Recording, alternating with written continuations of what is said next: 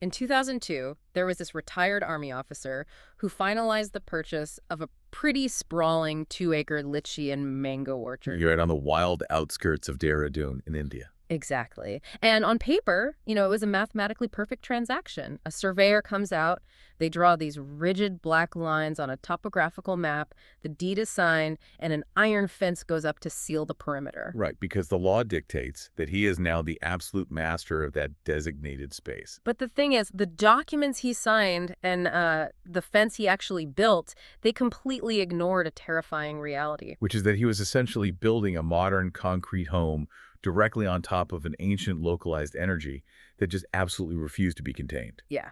So today, for this deep dive, we are opening up a documented account provided by a man named Simmit. And this account details the exact events that basically tore his family apart. Right. And I want to be incredibly clear right up front with you listening. The mission of this deep dive is not to just tell some campfire ghost story. No, not at all. We are approaching this as a serious, grounded investigation into a totally inexplicable series of events. We're going to examine the timeline, the really severe physiological anomalies, and the diverse, mostly failed attempts to resolve what is essentially a territorial dispute. But, it's a dispute between a modern human family and an ecological force that is far older than any human concept of property law. To really grasp the gravity of what Simmit's family encountered, we have to look at the exact geographic and temporal intersection where all this takes place. Yeah, the timing is everything. The year 2002 is the critical variable here. If you look at the political and historical landscape of India right at that moment, Dehradun had just been declared the capital of the newly formed state of Uttarakhand. Right, which was carved out of Uttar Pradesh just, a couple of years prior, like late 2000? Exactly, and when a relatively quiet, picturesque valley town is suddenly just thrust into the machinery of statehood, the transformation is, it's nothing short of violent. You essentially have overnight explosive urbanization. The government apparatus moves in. You need massive bureaucratic expansion, new legislative buildings, housing for thousands of civil servants. The epicenter of Dehradun just becomes this chaotic construction zone of politicians, developers, and, just endless concrete. Which naturally forces the city to push rapidly outward into regions that have essentially remained untouched for centuries. Yeah, places on the outskirts, like Vikasnagar, where Simmit's father actually purchased his property. That was the absolute frontier at the time. We are talking about dense, sprawling, ancient orchards. Right. It's that exact, volatile boundary line where the fresh concrete of a modernizing capital abruptly collides with the untamed ancient forest. It is a total sociological and ecological collision course. Absolutely. And stepping right into the absolute center of that collision course is Simmit's father. Right. And his background is really the lens through which this entire crisis unfolds. Because he is a retired army officer. Yeah, he is buying this beautiful bungalow surrounded by a dense 2-acre canopy of litchi and mango trees to be his quiet, green sanctuary. Yeah. He just wants an escape from the relentless noise of the new capital city. But we have to deeply analyze the psychological framework of a retired military officer in this specific context. Yeah, it's crucial. His entire worldview, his entire professional life spanning decades, has been deeply rooted in absolute order. Right. He operates on rationality, a strict chain of command, clear boundaries, and defended perimeters. In the military, you give an order, and the structure complies. You draw a line on a map, and that line dictates the tactical reality. Precisely. So he's essentially applying the exact same operational framework to a 2-acre biosphere. Yeah, which is wild when you think about it. He executes a financial transaction and genuinely believes he has secured absolute command over the territory. In his mind, he is the new commanding officer of those specific coordinates. Right, and he fully expects the local nature to simply salute and comply with his deed of ownership. The cognitive dissonance there is just massive. You can't issue a general order to an ecosystem. No, definitely not. But because of his entrenched worldview, he operates with this illusion of absolute permanence. He actually believes that drawing a square on a topographical map and pouring a concrete foundation somehow overrides the biological and atmospheric history of the land. It honestly reminds me of a modern colonist or maybe a civil engineer trying to tame a wild frontier by simply paving over it. Oh, that's a great analogy. You just drop a grid over a wilderness and assume the wilderness respects the ink. Right. But a 2-acre ancient litchi orchard isn't a manicured suburban lawn in a gated community. It's a living, breathing, incredibly complex network of root systems, animal migrations, and, localized energies. Energies that have been functioning in perfect equilibrium long before the state of Uttarakhand was even a concept. Exactly. And that friction between his rigid military worldview and the actual experiential reality of the environment is the catalyst for literally everything that follows. Because that friction immediately produces a very clear set of warning signs. Warning signs that are completely invisible to a man who only trusts official documentation. Yeah. So let's break down those early environmental warning signs, starting with the human element. Okay, yeah. Almost immediately after the family moves in, they are approached by an old local chowkidar. Right, a watchman from the surrounding area. And the watchman delivers a very specific directive to Simmit's father. Simmit actually recorded the exact quote. He said, "Sir, don't go among the trees after sunset." Notice the incredible precision of that warning. Right. It establishes both a geographic boundary, like do not go among the trees, and a temporal boundary, after sunset. He isn't giving vague advice at all. No, he is delivering a very specific operational parameter for surviving in that specific environment. And the family's reaction is entirely predictable for a modern urban household. They just laugh it off. Completely. They dismiss the chowkidar entirely, basically writing it off as backwards, local superstition. Which is really the classic hallmark of modern urban arrogance when encountering indigenous or localized wisdom. Oh, 100%. There is this inherent, unexamined assumption that because the chowkidar doesn't hold a university degree or doesn't wear an official uniform, his understanding of the land is primitive or imaginary. Right, like he doesn't know what he's talking about. But if you look at the sociology of rural watchmen in the Himalayan foothills, localized wisdom like that is never born from random superstition. It's empirical. Exactly. It is the result of generations of strict empirical observation. The chowkidar isn't telling a campfire ghost story. He is relaying vital survival data. Because he knows the rhythms, the threats, and the unwritten laws of that specific patch of earth. Yeah. You see this all the time. If you move into a new environment and the locals tell you not to swim in a certain river at dusk, you don't ask for a peer-reviewed study. No, you stay out of the water. Exactly. But Simmit's father, holding his legal deed, completely ignores the human warning. The biological warning, however, is much harder to ignore. Within a month of moving in, the local neighborhood dogs undergo a complete behavioral collapse. And this isn't subtle at all. Not at all. They entirely stop barking at night. Instead, they start whimpering and physically dragging themselves to hide under the family's porch. The shift from sociology to biology here provides incredibly hard data.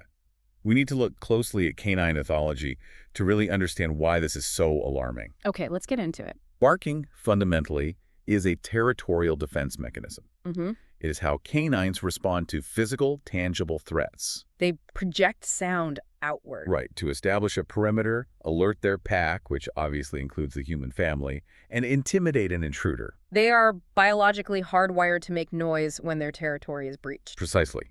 They are actively asserting dominance over their space, but whimpering and hiding under physical cover while remaining entirely silent. That is the exact opposite of territorial defense. It really is. That behavior indicates a total, abject submission. They aren't trying to defend the 2 acres anymore. They are actively trying to become invisible. Which is terrifying. It is the ingrained biological response to a predator or a localized force that they inherently understand they cannot fight, cannot intimidate, and honestly cannot even comprehend. Okay, let me push back on this for a second just to play devil's advocate and look at the mundane possibilities here. Okay.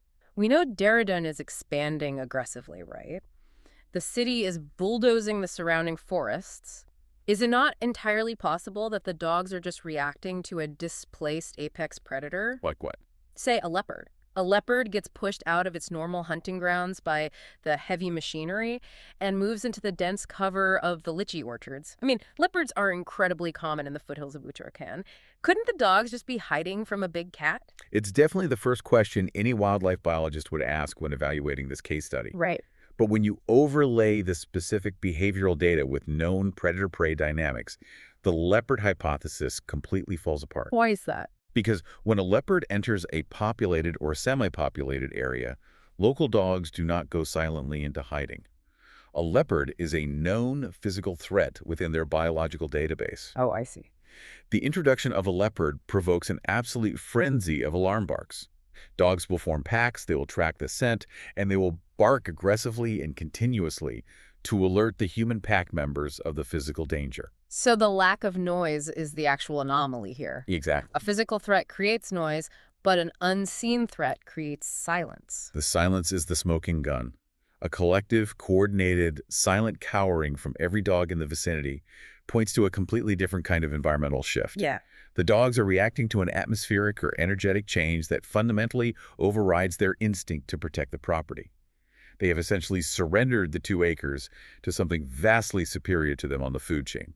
I mean, think about the last time you walked your dog at night and they suddenly stopped, locked up, and just stared into the dark at something you couldn't see. It's chilling. We've all felt that instinctual primal dread. Now, magnify that everyday occurrence to every single dog in a localized area going dead silent and hiding in terror. It's deeply unsettling Yeah. because the dogs recognized the environmental shift and found a place to hide. But the humans in the house, particularly the most vulnerable human in the house, totally lacked that biological radar. Yeah. Which brings us to the core of Simmit's account. The severe physical escalation involving his 12-year-old younger brother, Rohan. This is the turning point where the case study moves from an external environmental anomaly to a deeply physiological internal crisis. The territory is no longer just the orchard. No, the territory becomes the boy himself. So Rohan is 12 years old and he begins to sleepwalk, but it quickly moves far beyond typical childhood somnambulism. Way beyond. The account details a specific night in January, and for context, January in the foothills of the Himalayas in Dehradun is freezing. We are talking bitter, biting, bone-chilling cold. Exactly. Simmit wakes up at 3 a.m., realizes his brother is missing from his bed, goes outside, and finds the 12-year-old boy standing completely still right in the middle of the dark orchard. But the horrifying detail here is that Rohan isn't shivering. Not at all. We really have to pause and look at the hard medical reality of that statement, because it is impossible to overstate its significance. Yeah, break that down for us. The shivering reflex is an involuntary physiological response controlled by the hypothalamus. When your brain detects a significant drop in core body temperature, the hypothalamus forces your skeletal muscles to rapidly contract and relax. Right, to generate kinetic heat. Exactly, to generate heat and maintain homeostasis. Yeah. You cannot consciously suppress it. A highly trained Navy SEAL struggles to suppress it in freezing water, let alone a 12-year-old boy in thin nightclothes in the middle of a Himalayan winter night. So if a child is standing in freezing temperatures and the shivering reflex is completely absent, I mean, that's not just unusual. Yeah. That is a total systemic failure of the autonomic nervous system. The hardware of his body is literally no longer responding to the physical environment it is standing in. It indicates a complete override of basic human biology.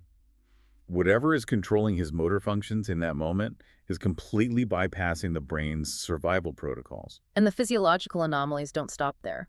Simmit approaches his brother in the dark and touches his shoulder to wake him up. Right. Rohan turns around and Simmit describes his brother's face as looking physically, quote, stretched. Stretch. Like the underlying musculature of his face is being forcefully pulled or distorted into an expression that just doesn't belong to his bone structure. Yeah, which is terrifying visually. And then Rohan speaks, but he doesn't speak in his normal voice, and he doesn't speak in Hindi or English, the languages he actually knows. No. He speaks in a heavy, gravelly, deeply resonant voice, using a localized Pahadi dialect that the 12-year-old boy has absolutely zero knowledge of. The clinical term for this in psychiatric and parapsychological literature is xenoglossy. Xenogloss. Yes. It is the phenomenon where an individual is suddenly able to speak or write a language they could not have possibly acquired by natural means. Wow. It is one of the rarest and most documented anomalies in cases of profound psychological or external override. It completely shatters any mundane medical explanation. The analogy that comes to mind here to explain how this operates mechanically is, well, it's acoustic engineering. Tell me more about that. It's like Rohan has become a hijacked radio transmitter. The physical hardware is exactly the same. It's still the boy's lungs, his vocal cords, his tongue, his jaw. Right. But A completely different, incredibly powerful, highly localized frequency has just blasted through the atmosphere and overridden his usual programming. I love that analogy. And the signal is so strong it is physically distorting the speaker cone, which perfectly explains the stretched musculature of his face. That is a phenomenal way to conceptualize the mechanics of xenoglossy. Hmm. The hardware is being forcibly operated by a foreign software. And what's vital is that this isn't just random static or babbling. There is clear, directed intent here. Oh, very clear. If we look at the content of that broadcast, it provides the most crucial piece of data we have regarding the nature of the entity. What exactly does this hijacked vocal cord broadcast in this unknown Pahadi dialect? Well, Simmit record the translation later, and it completely reframes the nature of the threat. The boy looks dead at his older brother and says, "This place is mine. You are not guests. You are prey." Every single word in that sentence is doing heavy lifting. We need to analyze the specific terminology used here. Let's do it. This place is mine. That is a definitive, uncompromising declaration of territorial ownership. It is an ancient energy directly challenging the retired military officer's paper deed of sale. It is drawing his own line in the dirt. Exactly.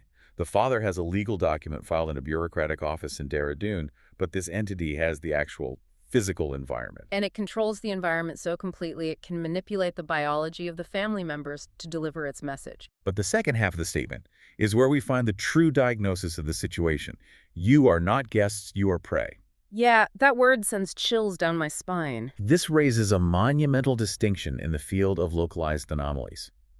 This is fundamentally not the language of a lingering human ghost. No, it's not. If you review vast amounts of source material on typical human hauntings, a spirit with unfinished business, a victim of a tragic death, a former homeowner. But the interactions are almost entirely rooted in the human emotional spectrum. Precisely.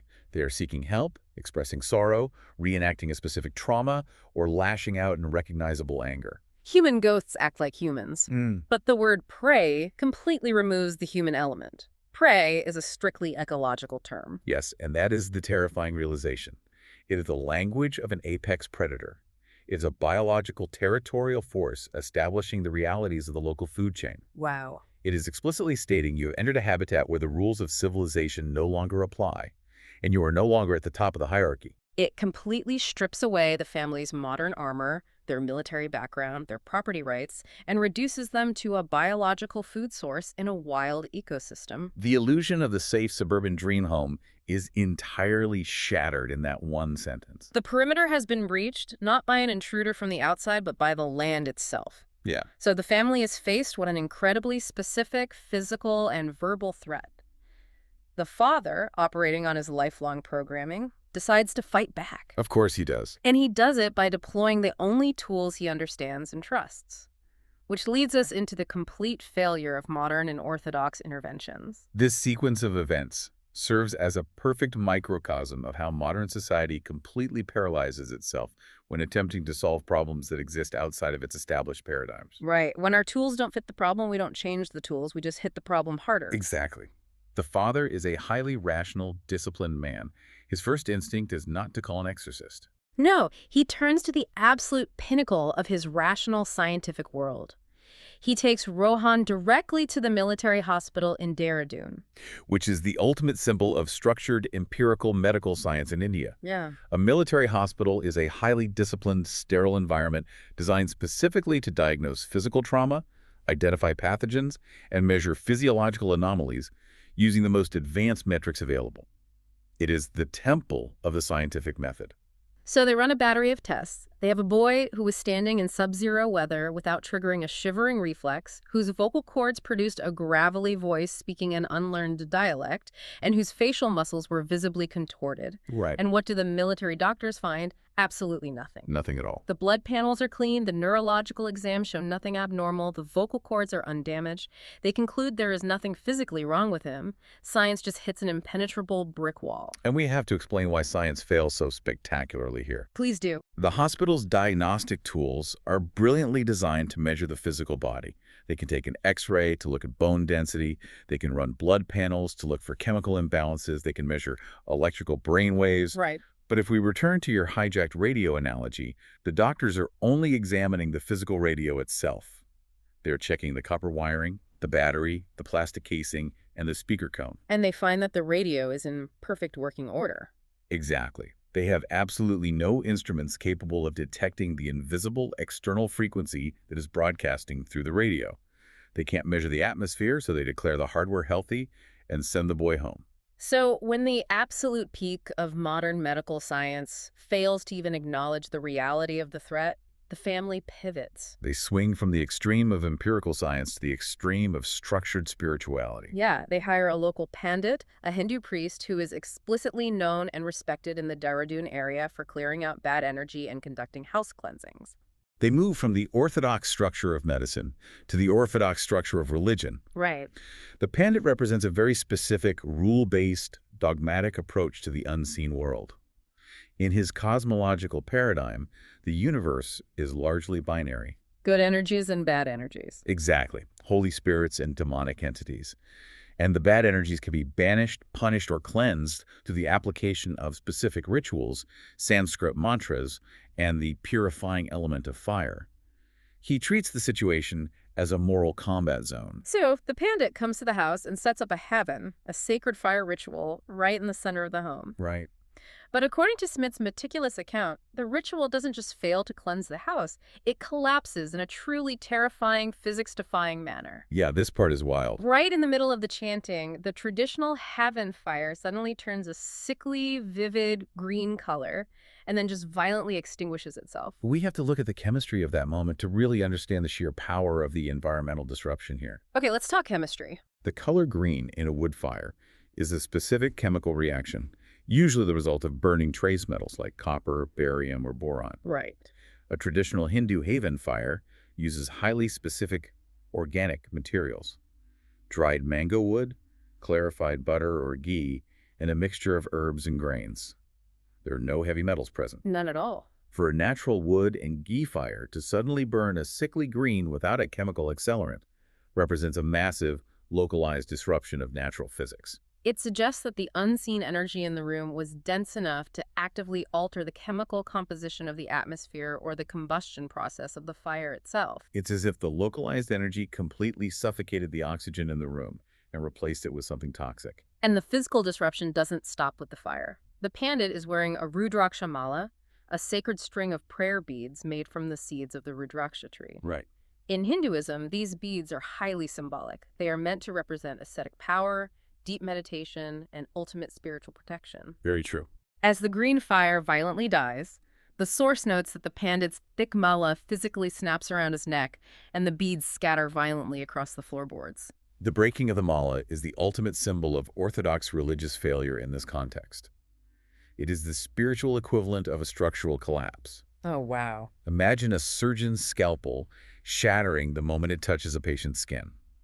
The snapping of the mala signifies that the protective, dogmatic boundaries of conventional religion are utterly useless against whatever forces are inside that house. Because the pandit brought human moral rules to a fight with an ancient ecosystem. Exactly, and the ecosystem crushed those rules instantly. The pandit's reaction tells you everything you need to know about the severity of the situation. Huh? He doesn't try a different chant. He doesn't attempt to relight the heaven. He turns completely pale, hastily packs his bags, and gives the family a diagnosis that is arguably more terrifying than the sleepwalking or the xenoglossy. What does he tell them? He looks at the father and says, "I cannot help you. You haven't brought a ghost home. You have built a home on top of something that was never meant to be disturbed." We must dissect that exact phrasing. You haven't brought a ghost home. Right. The pandit is an expert in ghosts. He has mantras for ghosts. He is confirming what the xenoglossy already hinted at. A human spirit, no matter how traumatized or angry, still operates within the human cosmology that the pandit understands. But the phrase, "something that was never meant to be disturbed," points to a completely different classification of entity. It really does. It points to an ancient, pre-human, elemental force. It's an energy that isn't haunting the soil. It is the soil. Think about the crushing realization of total vulnerability that washes over the family, especially the father, in that exact moment. It has to be devastating. The military hospital, the fortress of his science, logic, and rationality, tells him he is imagining things. The Orthodox priest, his cultural, historical, and religious safety net, literally runs away in terror. So if science is blind to the threat and religion is terrified of it, what options do you have left? You're completely isolated. To survive, you have to completely abandon both paradigms. You have to stop trying to diagnose the environment with blood tests, Ah. and you have to stop trying to fight the environment with purifying fire, You have to find a completely different methodology. one that interacts with the energy on its own terms rather than trying to dominate it. Which brings us to a really unexpected yet brilliant pivot in the case study. An old family friend steps in, assesses the total failure of the hospital and the pandit, and suggests bringing in a lama from a nearby Tibetan Buddhist monastery. This is a crucial geographic, cultural, and philosophical shift. The Dehradun Valley and the surrounding Himalayan regions have a massive Tibetan diaspora and several highly prominent ancient monasteries. Right. The methodology of a Tibetan Lama in a situation like this is fundamentally radically different from the methodology of the Hindu Pandit. It is the exact opposite of combat. When the Lama arrives at the property, he abandons all the previous methods. He doesn't set up a fire. He doesn't use aggressive, banishing chants to drive out demons. What does he do? He simply sits on the floor of the house and brings out a singing bowl. It is the shift from a paradigm of combative religion to a paradigm of harmonic resonance. The Pandit tried to burn or fight the energy out, operating on the assumption that the entity was an evil invader that needed to be destroyed. Right. The Lama operates on the Buddhist paradigm of interconnectedness, balance, and imbalance. A singing bowl isn't a weapon forged for spiritual warfare. It's a precision acoustic tool. A precision acoustic tool. When you strike and rim a singing bowl, it produces a continuous, pure, harmonic vibration that permeates the physical space. He is actively trying to map the unseen environment using sound waves. And the reaction to this acoustic mapping is instantaneous and violent? Really? Yes. The exact moment the bowl begins to sing and project its frequency into the room, Rohan begins screaming in agony. But it's not just the boy reacting to the frequency. What else reacts? The actual physical wooden floorboards of the house begin to loudly crack and splinter under the stress of the sound. This is the moment in the account where the line between acoustic physics and supernatural force blurs completely. Explain that, because it sounds crazy. Resonant frequency is a deeply documented physical phenomenon. Every physical object has a natural frequency at which it vibrates. If you generate a sound wave that perfectly matches the resonant frequency of an object, you can cause it to vibrate to the point of catastrophic structural failure. Like breaking a glass with a high note? It is the exact acoustic engineering principle of an opera singer hitting a specific high note and shattering a crystal wine glass, or a bridge collapsing because the wind hits its exact natural frequency. Wow. In this room, the singing bowl is generating a frequency that is somehow perfectly resonating with the unseen, pressurized energy trapped in the house. And the physical manifestation of that massive energetic clash is the house itself physically splintering. The wood can't handle the metaphysical pressure. It's a terrifying display of raw power, but it allows the Lama to finally provide a clear, accurate diagnosis of what they're actually dealing with. What does he find? Through the reaction to the resonance, he identifies the presence of a Vanadefta, which loosely translates from Sanskrit to a forest spirit or forest deity. Okay. But the Lama makes a very specific, vital clarification to the terrified family. He tells them the entity is not inherently evil. It is not demonic. It is just absolutely furious. Furious why? And it's furious because it was trapped when the family fenced off the orchard. This diagnosis changes the entire narrative trajectory of the case study. It completely removes the concept of demonic possession or malicious haunting. Right, it's not a haunting at all. It is, at its core, a story of profound ecological displacement. A Vanadefta, in many ancient South Asian and Himalayan traditions, is not a ghost with a personality. It's not human. No, it is the localized personification of the forest's life force. It is the raw, untamed energy of the ecosystem itself. It governs the growth of the trees, the movement of the animals, and the cycles of the soil. This brings up a massive logistical question, and it's something I genuinely struggled with when reading the account. What's that? If we are talking about an ethereal, non-physical spirit, a manifestation of nature's energy, how can a completely physical object like an iron wire or a wooden fence trap it? That is a brilliant question. I mean, it's not a bear or a stray dog. It's an energy. Shouldn't an ethereal spirit just be able to phase right through a physical fence? Why would pouring a concrete foundation or stringing up wire bother a forest spirit? Our modern materialist minds struggle to understand the intersection of the physical and the metaphysical. Yeah. In many ancient indigenous traditions worldwide, boundaries are never just physical. The act of claiming land, of surveying a plot, driving deep posts into the earth, stringing wire, and imposing human will and ownership upon that specific space, it actually creates an intensely powerful metaphysical barrier. You are manifesting the intention of separation. Yes. So the psychological and legal intention of ownership actually creates the trap. That is fascinating. And furthermore, you have to look at the materials used. Certain materials, particularly iron, which is universally used in modern fencing and rebar foundations, are historically and cross-culturally viewed in folklore as grounding, blocking, or disrupting ethereal energies. Iron always stops magic, right? That's an old trope. Exactly. The Lama is essentially explaining that this specific Vanadefta had an ancient established migration route. There was a natural flow of energy through that specific patch of litchi forest that had existed for thousands of years. Oh, wow. By buying the 2 acres, erecting an iron fence, and sealing the perimeter with the absolute intention of human dominance, the retired army officer didn't just build a physical fence, he built a massive metaphysical dam. He literally blocked the river. He completely blocked the energetic flow of the environment. The Vanadefta couldn't pass through the intention in the iron.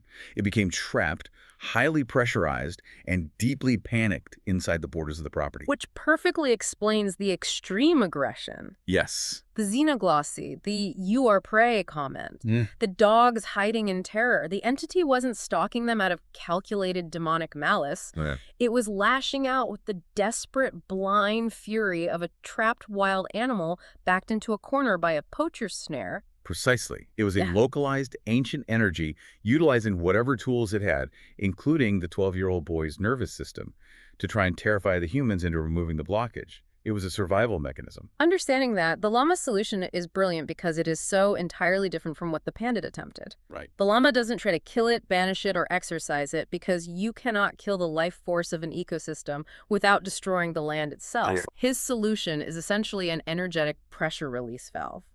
He performs a highly specific ritual designed to, quote-unquote, open a gate at the absolute edge of the property line. Temporarily dissolving the metaphysical barrier. Right, and allowing the trapped energy to pass through the iron fence line and escape back into the deeper, unfenced forest of the Dehradun outskirts. It is a resolution based entirely on ecological harmony and flow, rather than human dominance and warfare.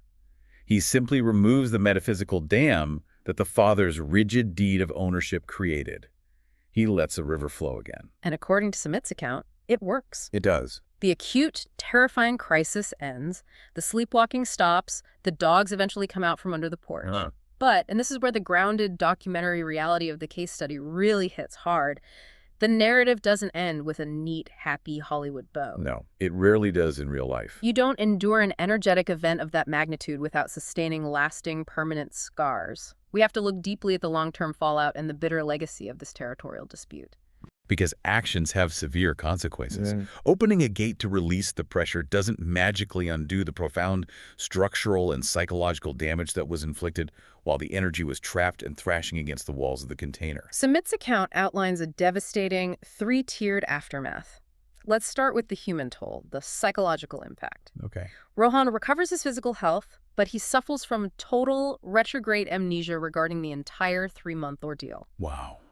Total amnesia. He has absolutely zero memory of standing freezing in the orchard, of his face stretching, or of speaking the Bahadi dialect, but he is left with a permanent, profound, almost debilitating fear of the dark. If you consult a psychiatric perspective on severe trauma, amnesia following an event of this magnitude is a classic, deeply ingrained defense mechanism. How so? The human brain, particularly a developing plastic adolescent brain, simply cannot process the level of cognitive dissonance, terror, and total physiological override that Roman experienced. To process it would mean a total psychological collapse. So the brain protects itself by aggressively deleting the corrupted files. It walls off the memory entirely to ensure the core personality can survive and function. But the fear remains. Exactly. The physical nervous system, the amygdala, remembers the visceral reality of the threat. Hence the lingering, permanent phobia of the dark. The body remembers what the mind is forced to forget. Then we move from the human scarring to the environmental scarring. The house itself, the physical structure, is permanently altered by the event. In what way? Simmit notes that even years after the lama's ritual, distinct, localized cold spots remained permanently fixed in the kitchen. Cold spots. And worse, a lingering, cloying smell of rotting fruit haunted the family, drifting randomly through the hallways of the house. We have to analyze the thermodynamic anomaly of the cold spots, which implies a permanent fracturing of the localized energy field. But that detail about the rotting fruit is perhaps the most profound and tragic element of the entire case study. Why is that the most tragic? Remember the setting here. This is a vibrant, ancient litchi and mango orchard. Ripe fruit is the ultimate universal symbol of a forest's vitality, its fertility, its ability to produce and sustain life. Right. The smell of rotting fruit suggests that the act of trapping the Vanadefta, of forcing it into a state of panic and rage, fundamentally corrupted the natural state of that specific microenvironment. The local ecosystem was poisoned. Yes. The local ecosystem was essentially poisoned by the conflict, and that physical olfactory scent acts as a permanent, undeniable environmental scar. The land was deeply wounded. And finally, we have the economic and real-world consequences, which completely shatter the father's original worldview. Yeah, the real world hits hard. This wasn't just a spooky weekend that they could laugh about later. By 2005, just 3 years after purchasing the property, Simmit's father is entirely defeated. The deeply rational, highly disciplined, authoritative army officer who simply wanted a quiet green sanctuary. He puts the property on the market and sells his dream home for exactly half its value. He takes a massive 50% financial loss just to escape the land. It is the ultimate, humiliating capitulation of the modern, bureaucratic worldview. The legal deed of ownership, the military mindset, the iron boundaries, the empirical science, none of it could withstand the raw reality of the ancient environment. The ecosystem fought back. And the human was forced into an unconditional surrender of the territory. It's incredibly tragic when you step back and look at the entire timeline. It wasn't a malicious haunting by an evil demon trying to destroy a human family for pleasure. Not at all. It was a tragic, violent misunderstanding of land use. It was a modern human drawing a rigid square on a map, pouring concrete, and inadvertently suffocating something ancient and vital. Yeah. And that simple bureaucratic act ended up ruining a family's financial stability and permanently fracturing a young boy's peace of mind. And Smith's source material leaves us with one final, deeply haunting detail that suggests the tragedy isn't entirely over. He notes that even today, years later, if you drive past that specific litchi orchard in Vikasnagar late at night, you can sometimes see a faint, unnatural light moving slowly between the trees. Still? Yes. As if something is still pacing the perimeter of the iron fence, still blindly searching for a way out. Despite the Tibetan Lama successfully opening a temporary gate, the ecosystem was permanently disrupted. A fragmented piece of that ancient energy is still caught in the modern maze of the encroaching city. Hopelessly pacing behind the endless fences we keep building as Dehradun continues to expand. It perfectly encapsulates the violent collision course we started this deep dive with. The newly formed state capital of Uttarakhand endlessly expanding outward, blindly laying down concrete grids and iron rebar over ancient migration routes. While the profound memory of the forest remains trapped in the cracks, unable to fully leave, but unable to survive as it once did. Let's take a breath and really synthesize what we've unpacked here today. We started with the harsh, bureaucratic reality of 2002. Right, Dehradun rapidly expanding, drawing completely arbitrary new lines on a map to create a modern state capital. We followed a retired army officer who genuinely believed those ink lines granted him absolute, unquestionable authority over a wild 2-acre lychee orchard. And we witnessed exactly what happens when that modern assumption of dominance collides with an ancient, localized energy. A Vanadefta. A Vanadefta that absolutely refuses to acknowledge human property laws. We saw the complete, systematic failure of medical science to diagnose a profound biological override in a 12-year-old boy. And the terrifying structural collapse of Orthodox religion when faced with a purely elemental force. Ultimately, the only resolution came by abandoning dominance. Acknowledging the rights of the ecosystem and releasing the massive energetic pressure that the modern fences had created. The absolute key takeaway from Simmit's account is a fundamental, necessary reframing of how we view our environment. Sometimes the terrifying events we so aggressively categorize as supernatural hauntings or demonic attacks are actually just profound ecological disputes. Yeah, that's a huge shift in perspective. They are raw territorial conflicts with forces natural rhythms, and ancient energies that are far older and far more deeply rooted in the soil than our temporary paper deeds and concrete foundations. And that leads me to a final thought I want to leave with you, the listener. We've spent this entire deep dive analyzing a specific litchi orchard in India, a specific iron fence, and a specific family's trauma. But we want you to think about your own environment right now.